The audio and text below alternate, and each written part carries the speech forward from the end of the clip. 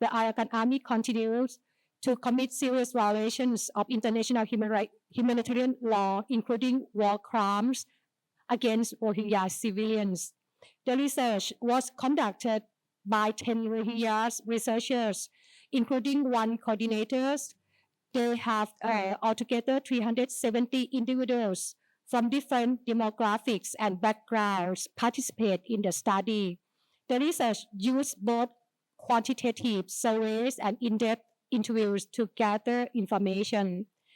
In the camps in Bangladesh, newly arrived Rohingya refugees face significant barriers to access humanitarian services and sustaining livelihoods, including inadequate shelters, food insecurities, restrictions on access to healthcare, movement, and other challenges. The report also documents gender-based violence and other forms of violence affecting refugees in the camp. So this research also provide the recommendation, which is in this booklet. This is the executive summary that provide the recommendations to the Bangladesh government, to the international communities, and the humanitarian sectors. So then to hear more about the report, I would like to introduce our panelists who have worked directly to produce the research and also who are experts on Rohingya issues. From the first one on the screen, who will come online, but we show him later, Muhammad Aziz, who is the father of Youth Rohingya Congress. The second speaker, Sashil, he's researchers for the Youth Rohingya Congress. And the third one here, Hale Ritsima, she's volunteer research advisor for the Youth Rohingya Congress, but she's been working in the communities for several years, so she shares her work experience also. And with me also, Tin Nong Shue. Tin Nong Shue, he is a transnational justice fellow from Asia Justice and Rights Chiang Mai Universities, and there is John Cleary, director at 45 Rights. So let's start the discussions. Basically, I would like to invite Aziz to provide the key findings. I mean, Aziz is fathers of Youth Congress Rohingya, so he is one of the pioneer on the key person for this research. So he would share with us about the YCR, why the YCR agreed to conduct this research topic and the research main findings and recommendations. As it would take about up to like 15 minutes because this is the most important part of this event that to talk about the research, the report itself. So Aziz, are you ready for you to share the findings? Yes, thank you so much. Can you hear me clearly? Yeah. Good afternoon, everyone, and good evening, everyone. Thank you so much for joining us today. In person and online, we really appreciate your presence and support. Before going to the question, I'd like to extend my deepest gratitude to the 372 participants who generously shared their experiences, perspectives, and hopes with us. Their courage, trust, and willingness to help their stories make this report possible. I would also like to thank our dedicated team members, our international volunteer research advisors, particularly Hilary Sima, who is here as a panelist today, and Andrew Levy, the case team, and Lesson. We miss you all, and our partners and donors who contributed to this study. I would also like to thank the 45 Awards for your collaboration, saving time, and organizing the report launch. So about Youth Congress Rohingya, Youth Congress Rohingya is also known as YCC. It was founded in late December 2018 by 8 Rohingya activists living in the refugee camps in Bangladesh. We were all people who had experienced statelessness, forced displacement, and the impact of 2017 genocide. One of the main reasons we established YCR was because we found that the international community was often discussing the Rohingya crisis without directly hearing from the Rohingya community themselves. We wanted to bridge the gap by building the voice, the voices, experiences, and perspective from the international and international platforms to have research and advocacy. The decision to conduct this research came from what we witnessed ourselves. And newly arrived Rohingya started fleeing to Bangladesh with 120 million beside many of us were among the first people to hear the language. We made families, quite lost, loved ones, research children, black children, and children are already with serious injuries. And I had lost the highest one, lost due to one, which understand has beards in their bodies. Others have survived dangerous journeys across the North Rowan after their boats capsized. Even after reaching Bangladesh, many newly arrived refugees face enormous challenges. Some had no shelter, some had no registration, many struggled to access healthcare and humanitarian assistance. As the Rohingya was said, we felt responsibility to document these experiences. This research was not just an academic exercise, it was our way of ensuring that the voices of newly arrived refugees, risk policymakers, humanitarian actors, donors, and the international community. We wanted the world to understand that the Rohingya crisis is ongoing and that urgent action is still needed. Regarding Russia's role, we continue to support our community in different ways. We are currently implementing tailoring and student training programs to help community members, especially women and youth, and develop practical skills. We are involved in youth development initiatives that involves leadership, confidence, and meaningful participation among our leaders. We also support education program because we believe education is one of the few tools that can restore hope and create opportunities for our people.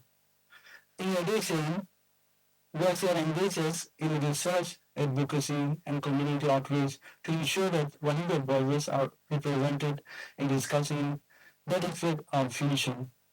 For us, this kind of work is not just professional, it's our personal. We do this kind of works because these are our families and our relatives, our neighbors, and our community. We understand their struggles because we have lived for many of them ourselves. Our message today is simple. Listen to the voices, include young people in the decision that affect their lives, stand with us and support us for a better future for our community. I will now briefly share the report methodology and key findings and recommendations from the report. Methodology, these studies use a niche method approach, combining quantitative surveys with qualitative interviews. A total of 370 newly arrived Rohingya refugees participated in the research, including 345 survey respondents and 25 in-depth interview participants from 26 different refugee camps across Europe and techniques and cultural organizations. Their study was conducted by trained Rohingya researchers who followed strict ethical and confidentiality standards. To ensure cultural sensitivity and participant content, female researchers interviewed female participants while male researchers interviewed male participants. First key finding, the first key finding focuses on migration and travel. The circumstances that forced Rohingya refugees to flee Myanmar. 99% of participants reported fleeing because of their lives were intimidate in them. The journey itself was extremely dangerous. 72% feared being shot or killed during the journey, while 41% feared detention by local malaria. 40% identified Rohingya anguish and security threat, and 39% experienced robbery and arrestation.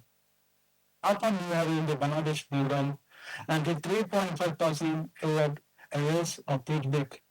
while 36% experienced detention, 89% feared drowning or crossing the river, and 46% experienced starvation during the journey. 45% of participants reported losing a family member. Among them, 11% lost siblings, 9% lost children, 6% lost spouses, 5% lost parents, and 14% lost other close relatives. One female participant shared a heartbreaking testimony. Our village was peaceful, but one day we were forced from our homes. More than 600 people were killed. I was shot 4 times. I saw my husband and 6 of my children killed in front of me. I survived by pretending to be dead and hiding for 6 days without food or water. Sadly, our history reflects the experience of young participants who endured violence, loss, and hardship before reaching safety in Bangladesh. For many participants, the atrocities committed in 2024 and 2025 reminded them the horrors of experience during the 2017 genocide. The second critically, the second funding concerns access to humanitarian assistance in Bangladesh. At the time of that operation, say, 85% of participants had received some in the form of humanitarian assistance, while 15% had received none. Among those receiving assistance, 12% received support within 2 to 3 weeks, 31% waited 1 to 3 months, and 33% waited 2 to 4 months, and 9% waited between 5 and 7 months before receiving assistance. Only 57% had access to medical services for non-medical issues, 13% reported access to education for their children, 2% received academic support, service soup, and only 1% received center materials. 58% of participants reported challenges accessing humanitarian services. Nearly 40% reported long waiting times, while 27% cited lying distributed in disability centers. A female participant told us that she received no humanitarian assistance during her first 3 months in Bangladesh and continues to struggle with insufficient support. The third key finding the third finding focuses on living conditions in the camps. Many newly arrived refugees are staying with relatives or living in overcrowded shelters with limited privacy and inadequate living space. In many cases, the relatives hosting them are already facing overcrowded and insufficient shelter conditions themselves. Only 1% of participants reported receiving shelter materials. Food assistance also remain inadequate for many resources. Among participants receiving food service, 57% consumption and it always include self-sufficient. The fourth finding concerns livelihoods and income opportunities in the camps. The majority of newly arrived refugees depend on humanitarian assistance because opportunities to work and earn income are extremely limited. 57 reported receiving no social support and they are completely dependent on humanitarian assistance. Only 32% reported receiving a relatives of. However, most this support is very limited because those providing assistance are also Rohingya refugees facing similar hardship. One participant expressed a hope shared by many others. When biggest needs are shelter, medical treatment, and livelihood support, without this, it is very hard to survive with dignity. The sheet funding focuses on education, and education was identified as one of the most important priorities for the newly arrived refugees. Although only 30% of them participated reported that one or more of their children had access to informal education services. Even among those who access education, satisfaction levels were low. 12% of participants described the education services as ineffective, while only 1% considered themselves somewhat sufficient. Besides funding concerns safety and protection in the camps. Every refugees create active confusion in Myanmar. Safety and protection concerns remain significant in the camp. Leading victims participate reported ongoing concerns about kidnapping, extortion, and criminal activity and gender-based violence. Women, children, persons with disabilities, elder people, and media of our families face particularly risks and vulnerabilities. Based on these findings, we recommend 5 key actions. First, accelerate registration and documentation process so maybe our refugee can assess resistance without delay. Second, expand access to shelter, healthcare, education, and mental health services. Third, extended protection mechanisms and can security, particularly for women, children, and other vulnerable groups. Fourth, create safe livelihood opportunities that allow refugees to support themselves with dignity and self-reliance. Which be very good that for you to read and understand the actual conditions, what happening, the livelihood in the camp. So then this is the scan. You can scan later on, and this will be on the website also. And this is the summary. Before I move to see issues, I have one. As a woman, I really touch on this quote, which I like. It gives me a lot of feeling on this. I heard that the refugees who arrived earlier are receiving menstrual hygiene kits, but I have never received this service since arriving. I requested my husband to get me some reusable menstrual clothes, which I have been using for the last 5 months. So it's like, as a woman, I feel like, oh, it's kind of unbearable to me. Anyway, yes, let's hear from Seychelles.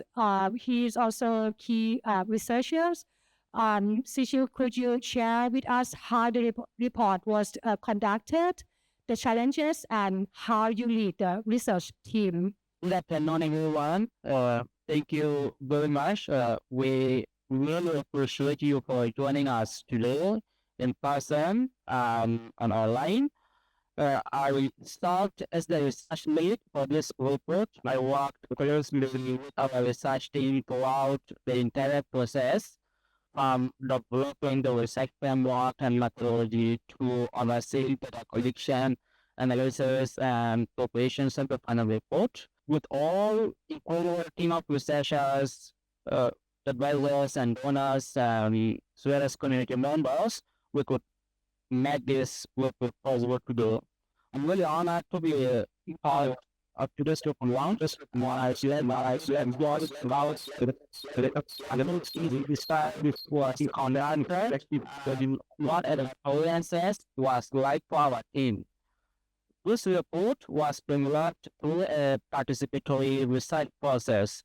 We specifically use method approach through a structured quantitative surveys and in-depth qualitative interviews, ensuring like a balance between a statistical research and personal experience and testimonies. As for the tools that you use to collect the data, for the quantitative surveys, we actually used Kobo Collect, which is an online application to collect the data. And for the in-depth interviews, we collect the interviews in the first hand and transcribe them into English text. This research specifically focus only on the new arrived refugees in Bangladesh who faced Myanmar in 2024 and 2025. We engaged directly with the members of the Rohingya refugees, gathered first-hand data, and worked collaboratively to ensure that the findings accurately reflected the realities and experiences of those most affected. Throughout the process, our team specifically prioritized basic ethical research practices, including informed consent, confidentiality, and most importantly, protections of the participants. Well, as for the security concerns and challenges, of course, we faced some challenges during the project. First of all, I just wanted to say that we are not an international organization or a regular registered NGO, but we are just a refugee-led organizations which has been operating in the refugee camp, just like a civil society. But whereas always the risks of security issues on the government authorities, obviously, and there was also another social security risks, that is the active armed groups, which who don't want to get exposed to any research advocacy. So we always test on maintaining confidentiality and explaining your profile to avoid attention or suspicion from these armed groups or possible authorities who could pose security concerns on our research team. Our researchers have previously involved in other research projects, so they also have some personal experiences and they have networks how to handle, how to overcome this risk while working in the field level inside the camps. As they themselves have been extremely clean, interacting and communicating with the community by themselves, so they are also a part of the community members. And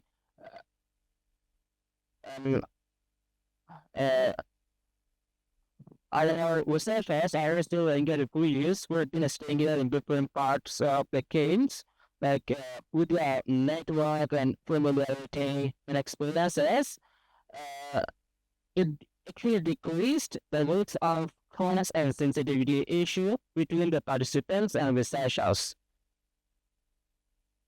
In regards to the correspondence, like my fellow research, we actually assigned female researchers to interview the female participants and male researchers to work with the males respectively to preserve cultural and gender sensitivity.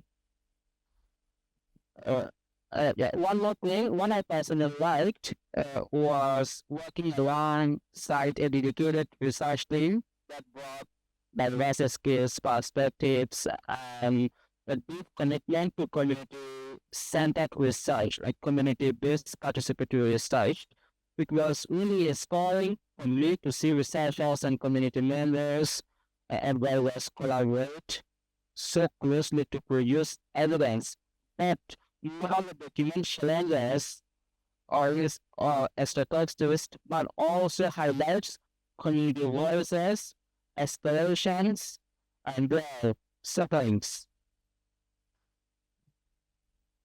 The report writing was highly collaborative as well. We thoroughly reviewed the findings.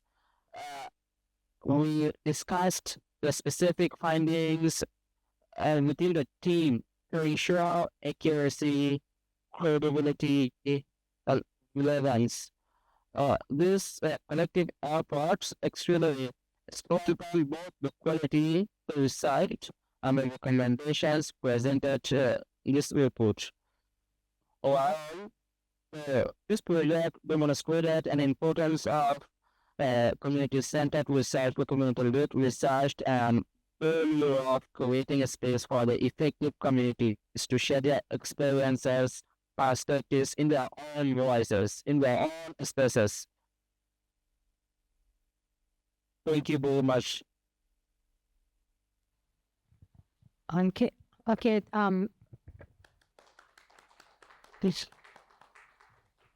Thank you very much, Sechers. For the security reasons, we used pseudonym and also we don't share his identities. So, but yes, he's one of the key researchers. And thank you for sharing. So I would like to move to the people here before we come to the questions. I would like to move to the people here to elaborate more on your experience and your work. Each of you have about like 5 minutes sharing. I would like to start from Harley as the research advisors, and you work in Cox's Bazar as a humanitarian workers for many years. Yes, can you share your perspective on the humanitarian response there, and what do you see as the main gaps in the current response, and what improvement could be made to better support Rohingya refugees, particularly the new arrivals? Yeah, well, I guess first I just want to start by talk about how proud I am of YCR. I've been advising for them since their first research project in 2022. And that first project, me and one other international also advised, we were very hands-on. It was great. We met once a week. We really walked them through a lot of how to do stuff. And for this project, they hardly needed me. It was so cool. I know, probably quarterly, we would touch base. They would ask for reviews, and we would provide it as needed. So it's really cool to see them here presenting, and even to see Aziz presenting on camera, which he couldn't do before because of security reasons. All of this is just a really cool experience for me. So I'm really, really proud of YCR. But yeah, so like I said, I've been advising for them as needed since 2022, but for the past 2 years, 2024 and 2025, I was actually working in the formal humanitarian response, doing protection and advocacy. And since I've left, it's been about 6 months now, and I gotta say I have a lot of really complicated feelings about what I witnessed and what I participated in for those 2 years. Because on one hand, they are providing life-saving work. At the end of the day, people are not starving. People do have shelter over their heads. There is some form of health care. Their basic needs are being covered. But on the other hand, I feel like when we look long-term, depending on the day you ask me, I might tell you that I feel like the response is actually detrimental to the Rohingya's return to Rakhine because of the way that they are participating in the oppression of Rohingya voice. They spend a lot of time trying to control the narrative. There's no emphasis on Rohingya participation. It's a very top-down response. And so that's why I feel very complicated about it, So it feels like they're keeping them alive for now, but potentially at the cost of better outcomes for the future. And I think there's two main reasons why I feel like this. The first is I just saw rampant infantilization of the Rohingya there. The Rohingya are very much treated as passive, faceless, nameless beneficiaries who they get told what they need. Part of this is also the government's fault. I'll be honest, it's not fully the response. There's a lot of different hands that have responsibility in the repression of the Rohingya. And so the government's made it a rule the Rohingya are not allowed to work. That includes even in the humanitarian response. And the humanitarians are very happy to go along with this rule and said Rohingya participate as volunteers. This also guarantees that they will never have any sort of leadership position in any of these humanitarian organizations who are making the decisions that directly impact their lives. And on top of that, they're also not allowed to have their own organizations. And so the whole concept of localization is a total farce in Bangladesh. We talk about localization a lot, but they mean Bangladeshi organizations. There's no official Rohingya organizations who are actually allowed to be working in the response.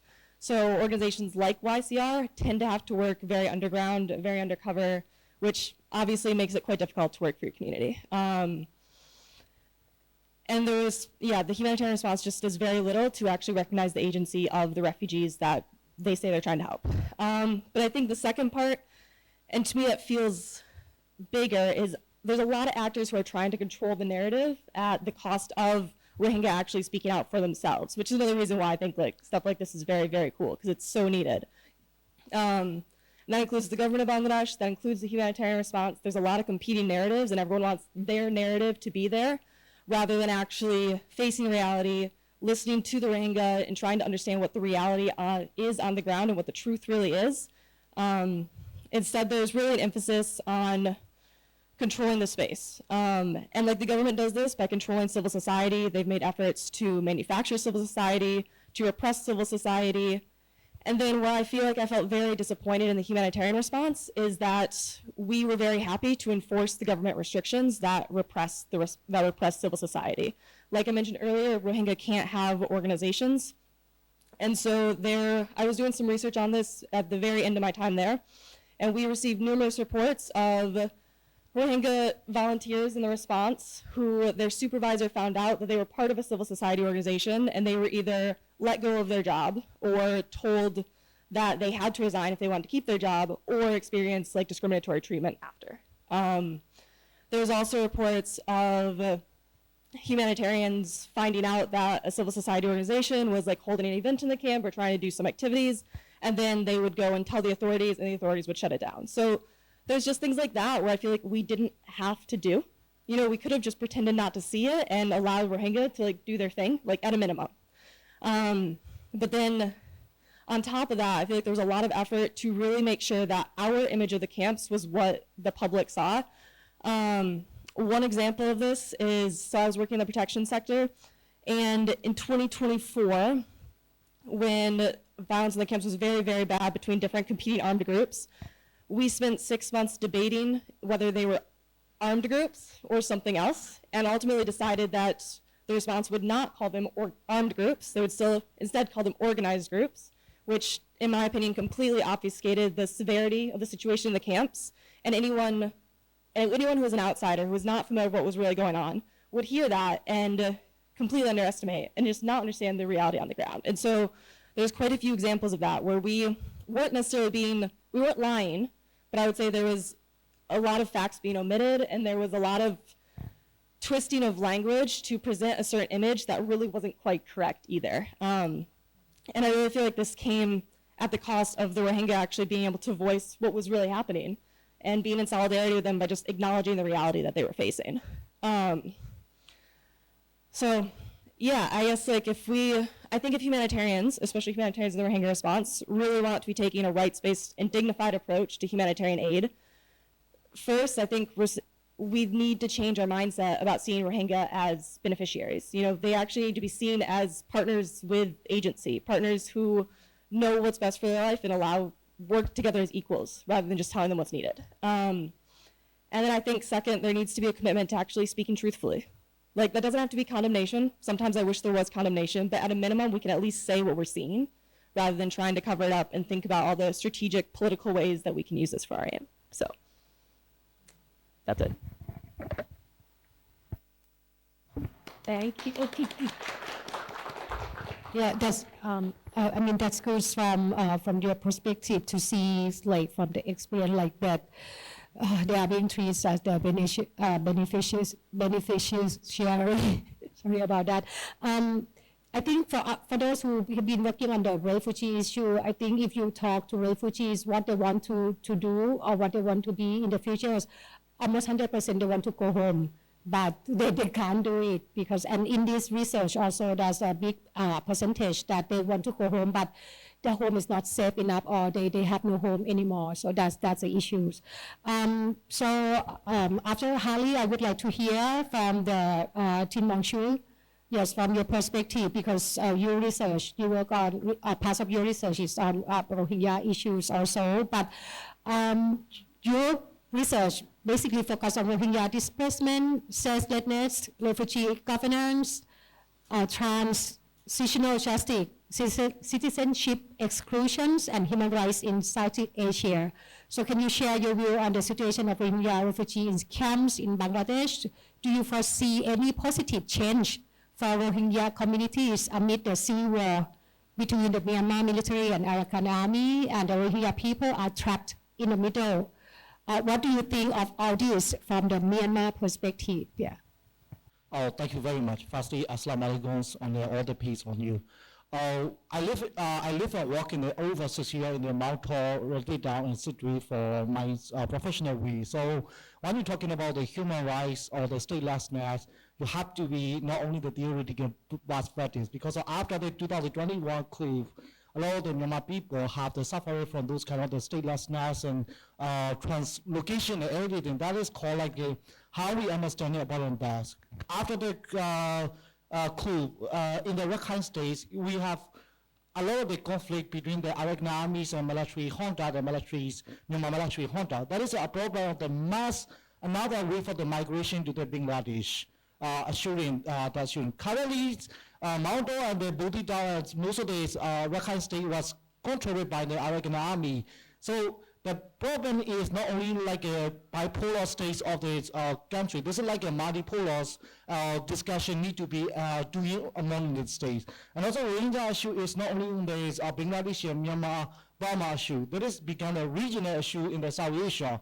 We are not only looking at the Bangladesh, Rakhine in the Myanmar side, but also India, even in the Thailand, a lot of the Rohingya population community state, they have the Malaysia have the huge population on there. So looking at those kind of situation of the human rights approaches, all the sides of the things, we have to be thinking about three. Bangladesh provides certain kind of the protection in the security or human security for a time. But we have to see that since 2017, 2018 to the now, almost a decade of the living in the temporary refugee camp on how much looking at the human dignity and thinking that. Because, refugee thinking is not the permanent. They always provide only the temporary status, limited mobilization, limited living livelihoods, potential engagement. That's the barrier of the future looking on that. So I really appreciate it. Most of my research is not only seeing Rohingya as a passive victimizes, but I looking on the capability of how the Rohingya use. I really congratulations and appreciate the young Rohingya generation are doing, looking at this research is very, informative during the crisis, during the limited resources that what they have, they've been doing that. So after the Ukraine war and current Israelis and the Palestinian issue and also the Iran issue, international humanitarian aid became less and less and less. So that will be directly impacting the life of the Rohingya in the Bangladesh. So how we have to be in this understanding about that is not only seeing at the humanitarian perspective alone, but also we have to be seeing how this American army and also the Myanmar side ensure this Rohingya people as an inclusion perspective of the transitional justice and also the thinking about this citizenship, ensure their safety net is very important to ensure it. That is a role the United Nations and the IOM and the others international society, how do we directly deal with the American armies and other stakeholders in the sense of this name of the dignity of the Rohingya people is a very important. While we're looking at the Rohingyas reintegration inside the Myanmar, we're not only seeing the Rohingya population alone, but also we have to see the another minority but still majority in the Rakhine state, so Rakhine population, and also dealing with the other minority, Hindis, other things. How do we ensure this integration is perfectly and pragmatically on the issue is very important to see that. So that not only the capability of the Rohingya young people as community to return on that, but also ensuring of their safety and ensuring of their dignity. Yeah, if you're looking at the report, you can see that how much the limitation of the livelihood, mobilities, and the working doing that, especially the women and other. That is a reason ensuring of the advocacy is very important. Looking at the empirical research data and reported, the collaboration between the states parties and also the international organization overall, including the voice of the Rohingya people, are very important for this issue. That is a long-term strategy to think that we, all the people who interested in Rohingya community, the genocide, and this atrocity and long-term perspective of the positive peace, that's what we have to do. That is not only Rohingya issue, that is a global issue and a regional issue that we have to solve. Thank you very much. Yeah. Thank you very much, Tim Longshue. I have following questions, but I will wait until the second round because what you're saying it's good to ask more.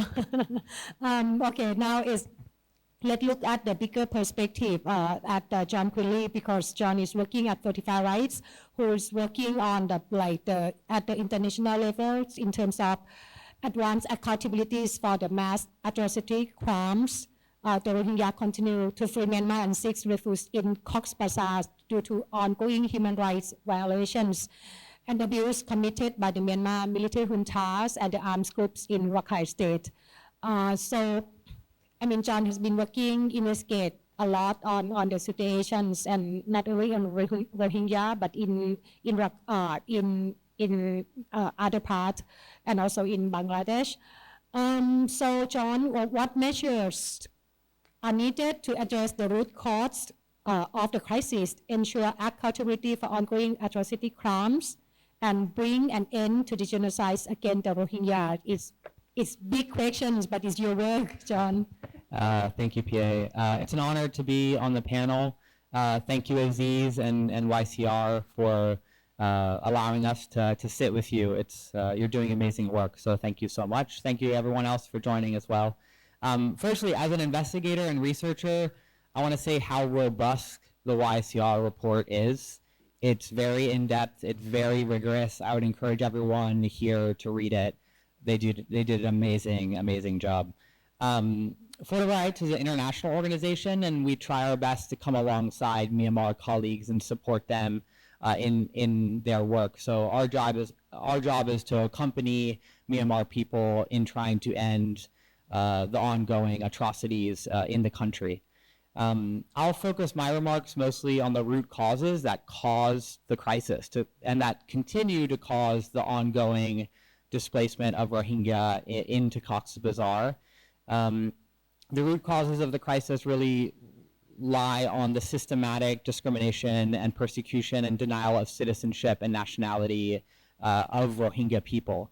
It's not just the Myanmar military, but successive Myanmar governments, including the NLD government that Aung San Suu Kyi oversaw and was in power during the 2016-2017 genocide. So previous governments and previous military regimes have been the ones that have persecuted the Rohingya for a long time. And so lack of citizenship, lack of nationality is what's causing the crisis to occur. A long-term solution has to include restoration of rights. And I say restore because Rohingya were citizens, and they have been citizens. And as my colleague, my late friend Mohibullah always says, Rohingya are not stateless. They have a state. That state is Myanmar. So I think first to recognize the citizenship and ethnicity of Rohingya as indigenous to Myanmar. And then the second would be to try to create long-term approaches for accountability. There are ongoing international accountability mechanisms that Fortify Rights is trying to support. The first one is the International Court of Justice, the ICJ. We were a part of a formal delegation earlier this year that was with the Gambia legal team, and we were able to go to The Hague and be a part of that case and submit evidence to the Gambia's legal team. But there are also several other cases at the International Criminal Court. They have they're seeking an arrest warrant for Min Aung Hlaing, and that case is based on the crime against humanity of deportation and other crimes. And that and other crimes part is really important because what's happening now in Rakhine State is not just happening by the Myanmar military, and we've been advocating for the ICC to expand their investigation to look at crimes by the Arakan Army. I mean, you'll read in this report, there's testimony from the Hanazari massacre back in May 2024. That was an intense and violent massacre, and there needs to be an international court that looks into that situation because the domestic remedies in Rakhine State under the ULA and AA are non-existent. So international accountability in Rakhine State is very, very important. Fortify Rights has documented widespread abuses by the Arakan Army. Detention, torture, killings, including beheadings. Like, these are war crimes, these are atrocities, these are ongoing crimes. And until there's proper accountability, and until the Myanmar revolutionary movement tries to hold the AA accountable for their crimes and speaks out against their ongoing crimes, it doesn't seem like they're gonna stop. One of the other cases that's ongoing that's really optimistic is the case by Toon Kin. He's a Rohingya person, and he leads the organization, the Burmese Rohingya Organization UK. He brought a universal jurisdiction case. Universal jurisdiction says that crimes that affect the whole world can be tried in jurisdictions outside the ones that they were committed in. So he brought a case in Argentina, and that is the first case to issue a full arrest warrant for Min Aung Hlaing.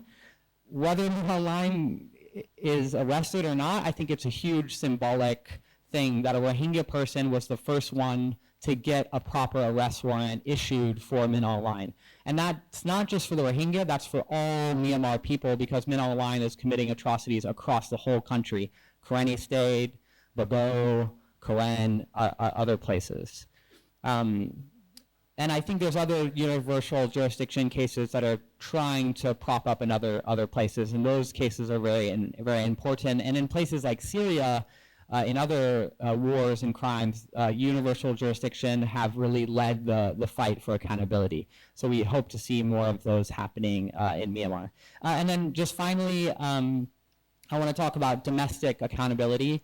Although that's really difficult in Rakhine State, there are domestic accountability processes in the revolutionary movement, and those are really important. Not everyone's going to be brought before an international court, but there are places like in Karenni and Karen State where there's fairly robust court systems and judges that are prosecuting crimes both by the Myanmar junta and also by their own revolutionary movement. And those domestic accountability processes should be supported by the international community and donors, because they need funding and support and technical assistance to be able to make those cases successful.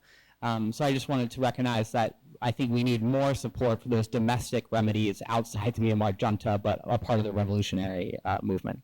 Thank you. And thanks again to YCR for inviting us.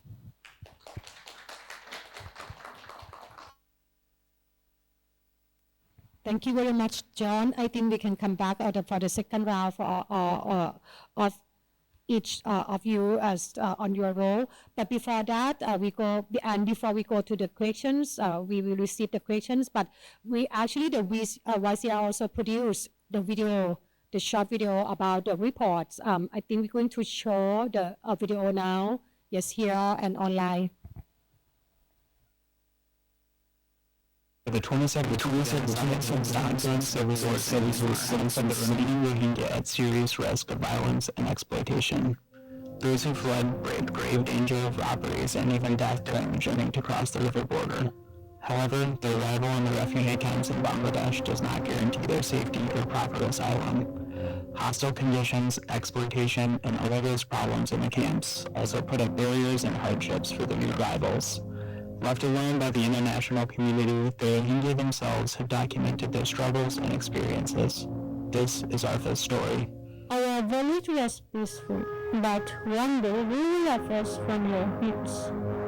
They gathered us in the field and opened fire. More than 600 people were killed that day. I was shot 4 times. I saw my husband and 6 of my children killed in front of me. I survived by pretending to be dead, hiding in a hole without food or water for 6 days and nights, one witnessing killings, looting in the burning of bodies. I crawled out at night and began my escape injured hero. I joined around 500 others, young fathers and moms, often without food or water, to military checkpoints to finally reach the refugee camp where I thought I would be safe. For the first 3 months, I received no humanitarian assistance. Now that I do, it is not sufficient. I live in an overcrowded space. There is no privacy. The rations are not enough, and I need power to provide proper nutrition for myself and my daughter. As a new arrival, I face more barriers. Refugees who arrived in 2017 have more access to jobs, shelters, and networks. Right now, my biggest needs are shelter, medical treatment, and livelihood support. Without this, it is very hard to survive with dignity. Stories like Artha's are commonplace in the camps, so the Rohingya are demanding urgent change. Follow the link in bio to learn more about the study and how to take action. Thank you very much. There's also, I think, the Burmese and Rohingya versions where we will publish online, and I think you can visit through the YCR website. Yes, so now is the time for questions. I would like to invite people here first to, if you have any questions or if you if you have any opinion, if that possible, could you please introduce yourself and limit times of like the questions and your opinion, so then we have time for the others. Thank you. Hi, my name is Shunai. I'm with Reuters News Agency. Hi, I just want to ask one thing. So, thanks so much for sharing this amazing work, and especially about this new arrival situation that we haven't really focused working on it yet. So I'm much interested in it. So like what I want to know is like, so if I heard correctly, these people are the ones who fled from Myanmar in 2024 and 25, right? So I would like to ask, like, in many of writings, what are the main like threats, and then like who is the one who's what I mean is like we all know like Myanmar military has been governing this and that, but to be fair, in 2025, especially military presence in Rakhine is like very limited, like to the mainland, like not especially in the northern Rakhine. So I would like to know about the right threats on the Rohingya that continue to force them to flee to Bangladesh. So yeah. I think I would like to receive a couple more questions if there is, so then we can answer at the same time. And so the panelists, maybe you can think who want to answer what questions, yes, and also Aziz and Seth Shaw. Yep. Any more questions? Yes. Hi, I'm Yetet. I'm from Freedom Fighter Myanmar. And thank you for organizing this event and all the speakers, especially Hallie, for you to speaking like we need to speak truthfully and courageously. That's what I believe. I have two questions. One is to John. I think you mentioned about like the rules of international jurisdiction and like universal jurisdiction. Right now, I hear like some of the critics saying like these are like performative, like symbolic, but not really bringing change. So like we are investing too much time. It's like becoming false hope. So do you think is that international or universal jurisdiction can make a real change, or is it more like a symbolic like action? Like that's a question. Another one is to Tim, like about the domestic issue. Like you raise a lot of big questions. So do you have any idea to bring about reconciliation between different communities, especially Rohingyas and the wider Myanmar and the Rakhine community? Because what I feel like is like, yeah, in the early days in 2021, the military crackdown, people feel sympathize with the Rohingya people, but gradually right now, like we don't see these narrative more. We see more of anti-Rohingya, anti-Muslim rhetorics, whether in Burmese or Rakhine community. And yeah, what are the gaps and what are the solutions or what are the strategy like the civil society and human rights activists should focus on? Yeah, thank you. Thank you. Any more? Good. Hi, I'm Thomas from DW Academy. I have just a few short questions to understand things better. One is about the number of these new arrivals. Do you have any estimate, like in the report, how many people have come in the last 2 years? And then you mentioned these issues that these people can't access services in the camps as well as the previous arrivals. Is there any issue with getting registered in the camps? Is it like, for example, that they closed registration and then these new people, they have to kind of sneak in and stay with their families because they are not registered? Or is there a process to register, and how does it work? And I have also a question about what you said, Haley, about the not naming the armed groups. Do I understand correctly that that was because one would not want Rohingya to have a bad image, and that's why you wouldn't say that these are armed groups? Or what? Can you explain the rationale a bit? Why people wouldn't call them armed groups? Okay, I think we have enough good questions. Let's handle these questions first before we go to the next round. For the first questions, I think your questions about the why there's new arrivals. I'm not sure. Is that maybe yes? Right, Razia, assist to answer. Is that okay? Or any other questions? Also, Aziz, if you want to answer, yep. So much for the question. Then, can you hear me now? Yes, we Yeah. obviously. So this will take the question. Could you please repeat it? I think the first question is basically is it's about like why there are new arrivals in 2024 and 2025. What happened? That's Myanmar military is not what can go with anymore. So Hey Aziz, how you doing? I think the question was like the Myanmar military basically doesn't exist in Butidong, Ratidong, and Mungdaw townships. So who's the main perpetrator? Why are people still fleeing? Who are the actors that are causing the Rohingya to flee? Is that correct? Thank you. Thank you for the question, John. So for your questions, our research, we only cover the condition of the people. So mostly like the training and the condition of the British. So during the condition, what we found is, so the main perpetrator was like it being mentioned with in the reports that with only 90-70% they mentioned like the main perpetrator is the economy and the military junta. So however, like the Rohingya villages, the military and the economy, they fight in the Rohingya villages, and then Rohingya had to they launch a lot of bring on the Rohingya villages. They had to flee to survive, to save their lives for themselves. So that's why they flee to Bangladesh, and the main operator was economy. Thank you. And Asit, I think you can also answer another 2 points from like the numbers of new arrival. Do you know like from 2024-25 that from the research, and another one is the questions about the inaccessible to the humanitarian support. Is that because of the registration issue in the camp? I know that, I mean, you have written in the report, but it's good that you share also here from the question, these 2 questions there.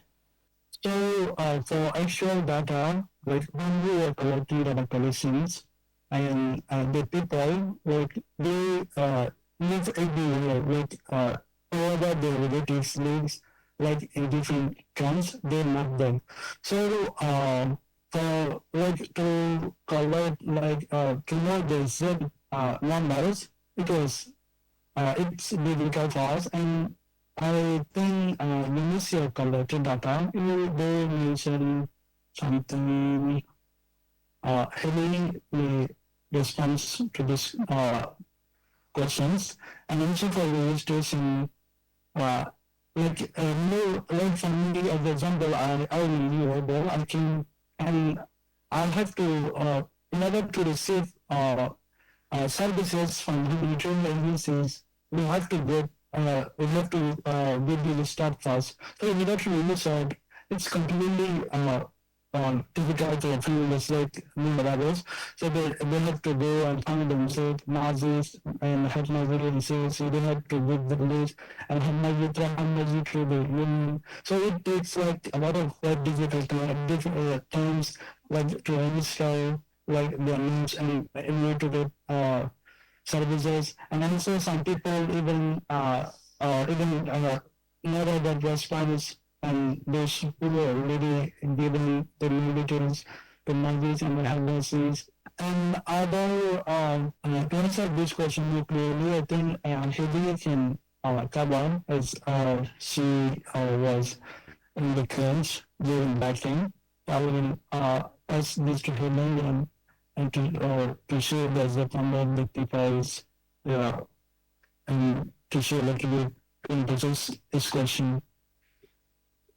Okay, thank you, Ashish. Yes, I think that for Haley, because, and you also have other questions on the arms group plus and the numbers and other legislations. Yeah, so on the numbers, when I left Cox's Bazar in December, there was over 150,000 new arrivals identified.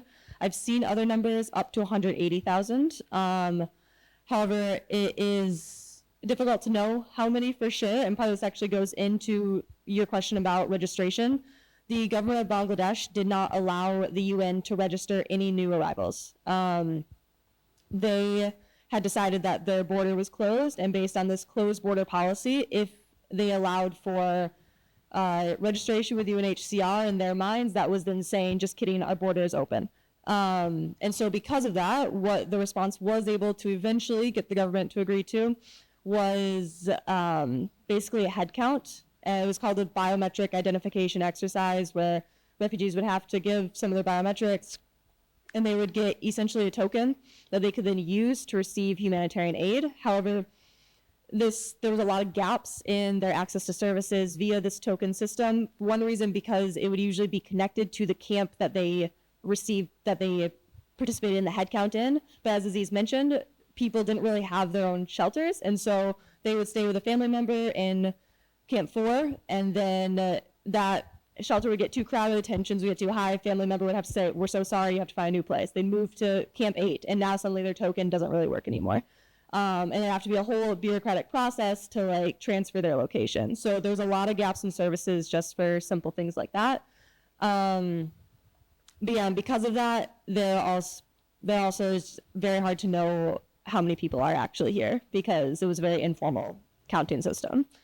And so why the response didn't want to call them armed groups, I could never get a good answer for this whenever I would ask. From what I could put together, I wish it was something as good-natured as wanting to protect the Rohingya image.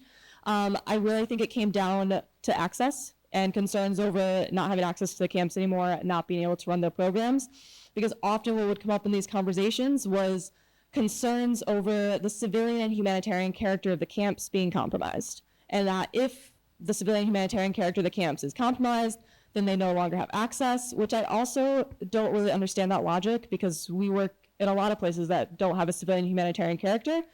And so they thought that if they called them armed groups, then people would start to assume things and the government would cut us off, I think. I'm not really sure. Okay, thank you. Then I move to John before you, because you have big questions. John, yes, in terms of like the UJ, you think is that only the symbolic, or would there be any law enforcement or anything? No, thank you. It's a great question. I see like international justice as a part of like a toolbox, and we should try to use all the tools in the toolbox. And so international accountability is just one part, and it's not perfect. It's not a silver bullet. They're deeply flawed. And I think you're right, like over the years, there's been heavy criticism about the financial burden that are in place for low arrest warrants. The previous ICC prosecutors have been criticized for only issuing arrest warrants for high-level perpetrators. Even mid-level perpetrators, they would never go after. And this is a big critique of the ICC, of the court. Back in 2019, I don't know if you remember, two of the Myanmar military guys were brought to The Hague.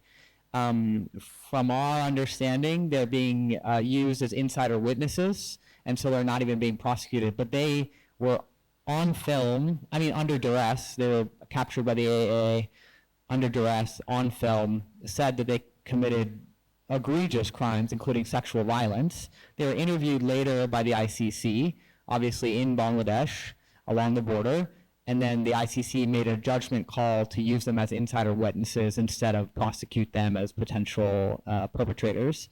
So there's all sorts of critiques about the system. I think Toon Kin's case, the universal jurisdiction case, that has like amazing opportunity, that case. He's gotten Rohingya people to go to Argentina to speak before the court himself. But I guess why I was emphasizing the domestic accountabilities, or as my other colleague was talking about, transitional justice approaches, is because international accountability is not perfect, and we at Fortify Rights definitely don't see it as a perfect tool, but it's just one of the many things that we're trying to use. Yeah. Yes. Okay. Yeah. That. Yes. I agree. We need to try all tools, every tool that we can. So now it's come to you, Tin, like the big questions in terms of like, do you think of the conciliations coordination could that be really happening, and also why the situation of like Rohingya, the sentiment of the anti-Rohingya is like increasing, and you have any idea or way to move forward from this scenario? Oh, thank you very much. This is a great question. So in the Myanmar community was embedded with this, ethnicities, religions, and other citizenship is very much on that issue with that. So like a Burmese Rakhine must be the like a Buddhisms, like a Kachin and the Chin must be the Christianity. That's kind of the sentimental thinking is stays shaping on the Burmese community. So if you look at it, the Myanmar's ethnicity, they are only accepted the Buddhism and the Christianity as ethnicities or the indigenous society. But one is religions as like Islam's come, they did not want to accept it on that, assuring that. That's one of the root cause that Myanmar have for Burmese, all of the NLD government and also the even the NUG and also the military Honda and the previous government, USDP have the problem of that. So Rohingya community began the politically tools for the everything. If you look at the genocide, the years is 2012, 2015, 2017, all the by-election or election time of the Myanmar issue is on the issue of that. So if you look in what we mentioned, mostly we're talking about if you want to know about or empathy from the other issue, you have to put your leg on the other people's shoes. But majority Burmese don't have this empathy on the Rohingya community because they never been the live life of the statelessness shooting. They never be discriminated. They never be making the bad to the other people. So that how could that be we can do it that? If you live on the 6 year in this mountain and Buddhi down, you will look dependency between the Rakhine community and Rohingya community deeply embedded for long situation of that. Although there will be asymmetry dependency because of the power between those groups have no differentiations, but they still have the power. For example, like a mountain, only 30% of the Rakhine population, but 70%, 16 and 70% the Rohingya community. But in the Sikri and in the like Buddhi down, there is like a 40% is Rohingya people, and the 60% is Rakhine community. So the power dimension is always triggered on that. But inside the community level, they all love each other, they all know each other, they all work together. So even the village, so my work is mainly focused on the how to social cohesion.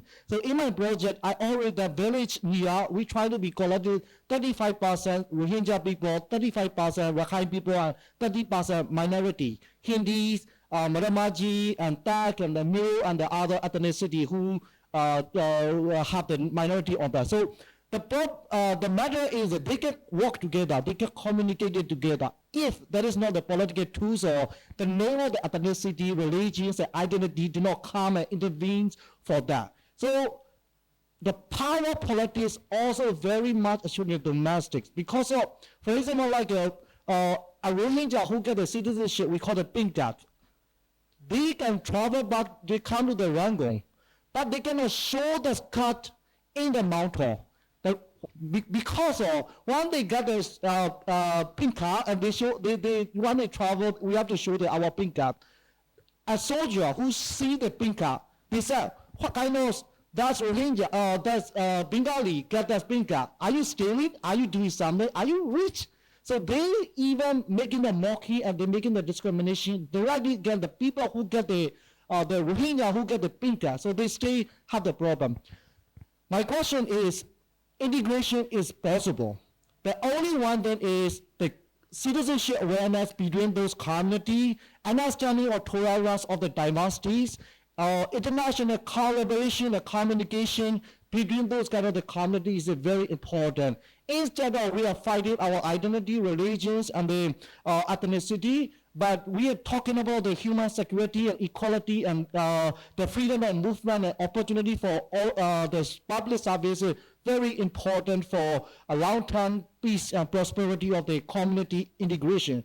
So for me, it's like to integration is possible, but ensuring the political role of the both parties not only the state party, but also the community and the leaders is very important. If the whatever the leader is influencing, from the Burmese and Buddhist sides, the monks are very much influencing on the community on that. One the people, Rohingya and Rakhine people, they all together playing around on the, football in the field today. But tomorrow, the Buddhist monk mentioning something, or, Imam mentioning something, they hate each other. So that kind of the leadership is very important. So we're not only looking at the community level, but also we have to be trained and learning to integration between the religious leader and political awareness is a very important. So that is a life to the integration and the cohesion, but the awareness is very important for both sides. That's important, and it's not easy actually. There's the questions. I think earlier from the online. There are many Rohingya civilians have been killed by the Arakan army in Butchidong townships. So why you didn't publish any news or report regarding this mass killing? Anyone want to answer? Assist, do you want to answer these questions? I will pass it to John. I think the question is coming to John. Hey, can everyone hear me? No, it's a really good question. Why hasn't there been a lot published on the Arakan Army? Firstly, in the YCR report, they actually have quite a bit of testimony in that report about the Arakan Army and abuses by the Arakan Army. The video that played some of that testimony, it didn't say who the perpetrator was, but actually some of that testimony, the Arakan Army was the perpetrator, and you can read it in more detail. They named them in the report. So I think Aziz and the YCR team were very aware of that and actually did name the Arakan Army as one of the main perpetrators. We at Fortify Rights have published a lot on the AA starting since August 5th, 2024. That was during the fall of Mongdaw, when hundreds of people fled across the Naf River, and we called it the Naf River Massacre. It was hundreds of people, including children and women. There were some members of RSO, Rohingya Solidarity Organization, which is a Rohingya armed group that the AA says that they might have been targeting. We made a legal assessment that the proportionality was not there and that it was still indiscriminate attack, and it was basically affecting mostly women and children, and it wasn't a legitimate military target at the time. And we've published since then. We published on the massacre in May and other things. We also want to talk to the Arakan Army. I mean, we've spoken to them bilaterally. We send letters to them. We try to engage them as much as possible.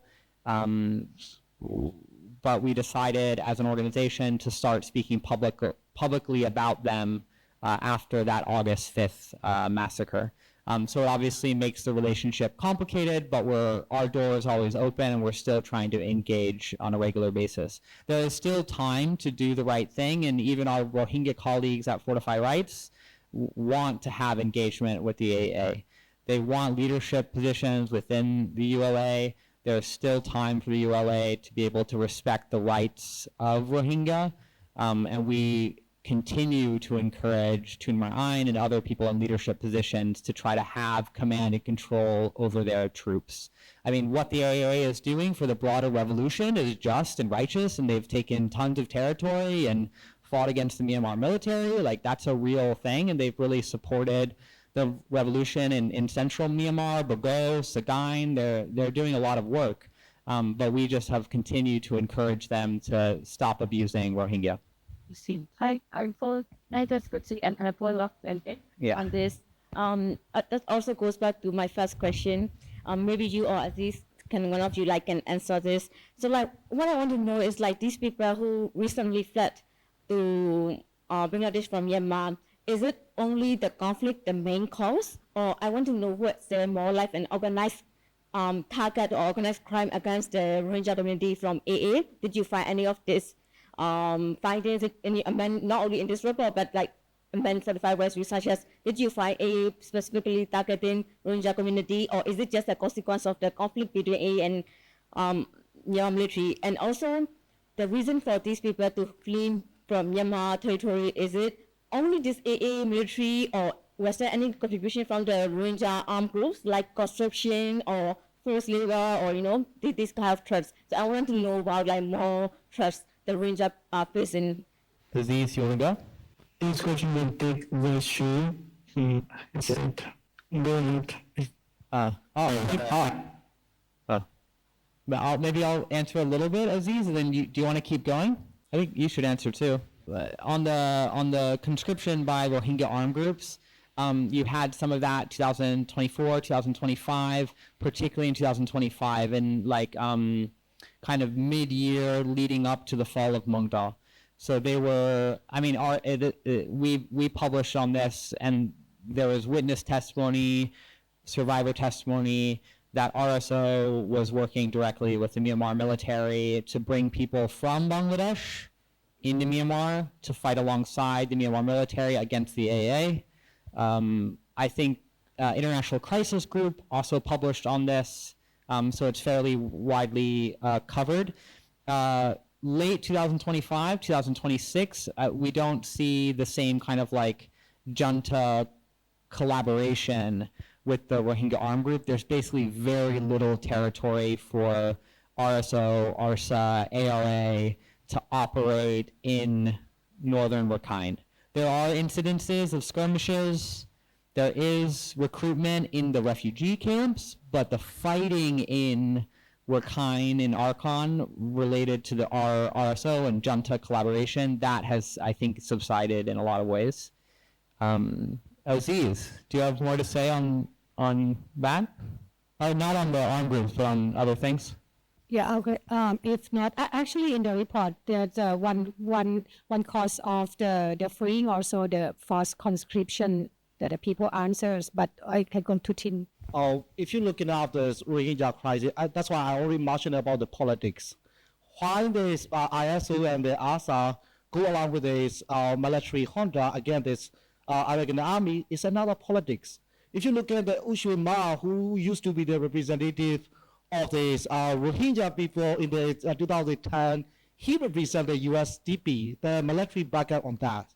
So this Rohingya crisis is not only on the issue, that is a political, another session on that. We need to be understand on that. I showed you that. But I would mention only one thing is the mentality of the both community, also the another problem of the thing. So that's why ISO and ASA did not really represent the Rohingya on the issue of the thing that we have to understand. Because in the Myanmar issue, whenever we talk, currently it's like a military, Myanmar militaries, but we did not represent the majority Burmese people. That's why we are fighting against the military occupation, the coup. On the other hand, American armies have also another problem is command of change problem on that. Some of the community have only the limited military training. I've been living with the 6 years on that thing. So they're not, some are not really the soldier on the spot. They have only the 70 or the training on the sides of the things. However, that's kind of the crisis. And another problem is the military seeing the Rakhine State as their failure states in the long time. You can look at that in the Myanmar history of the revolution. Rakhine the lacks fighting again. In the 16 years of the civil war, Rakhine State never been. They have already fighting again in the long time, but not this kind of the mass. So they see it as their failure state. They try to be use the masses using a lot of the people who recruited inside the Myanmar now sending to the Rakhine State. If you will be fighting in the Rakhine State, you will get the double salary for the soldiers who are side of the military. So looking on that, military using all the politically on the army girlies, they are using on that. So that is a common enemy. What now we are facing is a hunger. They are doing all the politicals and even everything on that. Of course, we are working in the American army to ensure the accountability of all their soldiers, all their comments on the issue on that issue. So being a revolution did not mean they have the immunities on the case. Everything have to be accountability and need to be justice against all the community and minority in the Myanmar. That's what we have to swing that. So I believe it that the case is not only the conflict, but also there is a fear of security inside the Myanmar and not ensuring the security of the Rohingya people right now. So I was there 2024 and 2025 and spoke to a lot of new arrivals, did some research trying to understand why people were leaving. And yes, all the security issues that were raised is definitely a huge part of it, but something that also came up a lot was the humanitarian crisis that's ongoing in Rakhine State. So what happens, people would be displaced from their homes, AA would come through and basically steal everything, destroy food, whatever. And so if they even were able to come back to their village, everything was destroyed. There's also been a lot of reports about movement restrictions that prevent people from actually being able to go and work the land, grow their own food, be sustainable on their own. And medical care is basically zero there. So a lot of people, even if their security situation was okay, would still come to Bangladesh because the other parts of life were unlivable. Just to add on to what Haley was saying, the BNP government, they're like new in power, and there was conversations previously about cross-border aid between Bangladesh and Myanmar, and that could still happen because those populations in northern Rakhine State really need medical assistance and humanitarian support, and the junta has blocked it. And it is continuing to block that aid from coming in from Sitwe and other places. So at least we're communicating with the new BNP government to see if they will be willing to reopen those channels for limited cross-border aid and trade. Oh, good. Any other questions or opinion that you want to share or to ask from here? Anything from the online? I think everything is good. Right? Okay. If there's nothing, no more questions, I would like to come to the last round of everyone. I mean, if you can share maybe 1 or 2 minutes about your final word or anything that you want to say. But if you don't have any, I have one question. What do you think about the situations like 5 years from now on the Rohingya communities and also the big pictures also in Myanmar, maybe for you, that including the Rohingya community in there and everything. I'm not sure whether Asis, you want to start first and then Sachil to share your final words or your thoughts. Yes. Yeah, thank you so much for the question. And in this 5 years, I guess when we people to have a future, we need to spend almost 9 years in the classroom without money or to money in vain. As a really fully our biggest hope is that one day we can return to our homeland and gain safety, eventually, and with full rights and citizen. And if that is not possible soon, I hope more than families will have to access that country's opportunities. And today's my final word. I would say please continue to listen to Rohingya voices and stay with us until we can live with dignity and words and lasting peace. Thank you so much. Thank you so much, Asis, for your everything about the YCR. Sachil, you want to have your final word? Any things that you want to share? Yes, thank you. When I'm asked what do I hope, where do I see our Rohingya community people in the next 5 years, it's really difficult to answer because every time we hope for something positive, but the situation at the fate of the Rohingya community in the state got worse. We had to flee Myanmar to Bangladesh in 2017, and we were hoping for repatriation to our homeland. We had some relatives and families left in Arakan at that time then, But what we saw that our remaining people even had to suffer more severe violence and persecutions. They even also had to flee. So, like what we hoped, it happened opposite. Now, if you ask me, all we can do is just hope because we don't have the authority, we don't have the power to change the things for ourselves.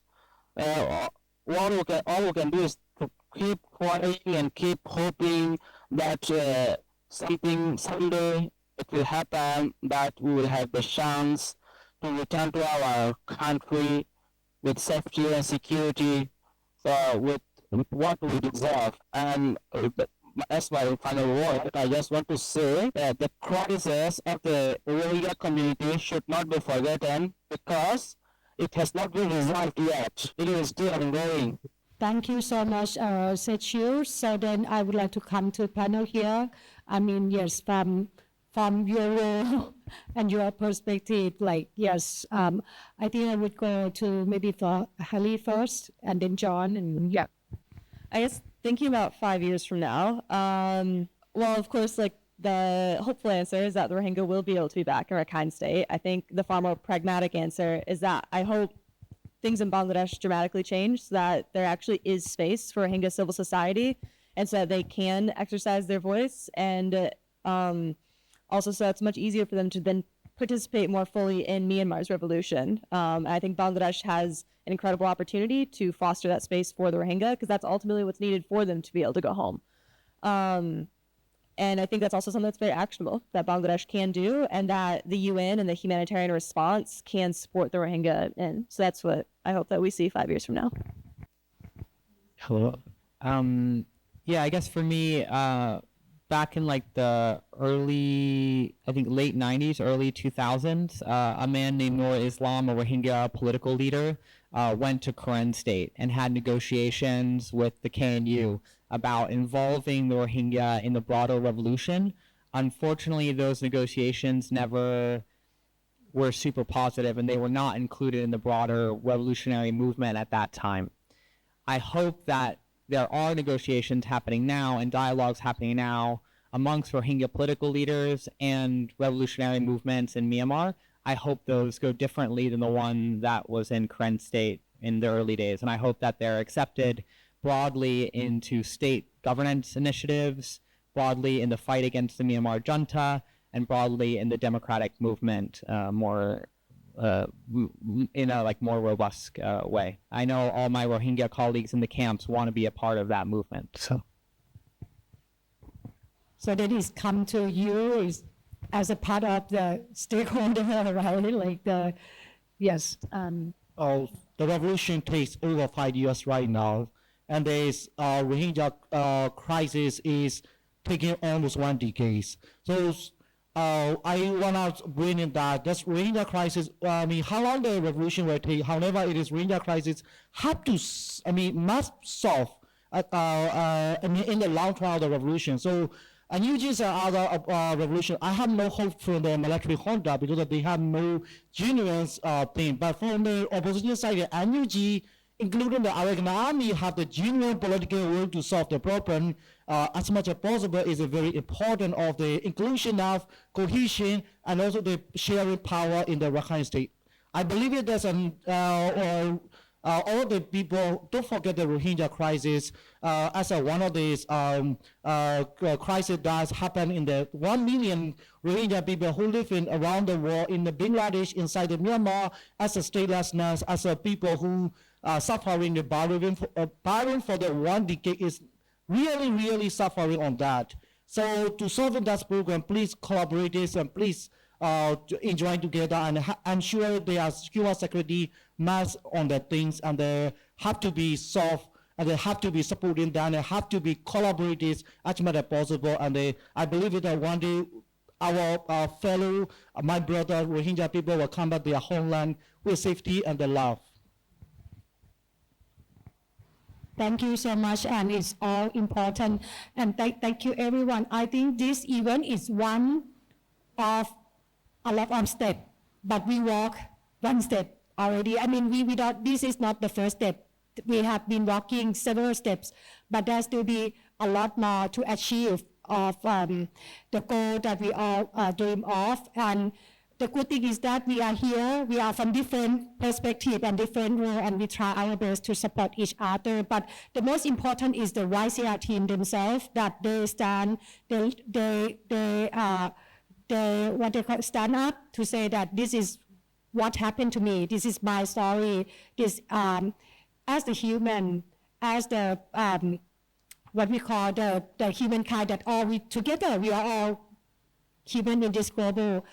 And I think for me, it's a positive because they're not alone. We are together. We are not alone. They support us. We support them. So thank you, everyone, for you coming here to spend time listening to everyone here and share your thoughts, your questions. Thank you, everyone who are listening online and sharing or having information or have questions or whatever. And again, this is one of another step. So there will be more steps so that we reach the goal. Travel safe home. Have a good time. Thank you. Goodbye.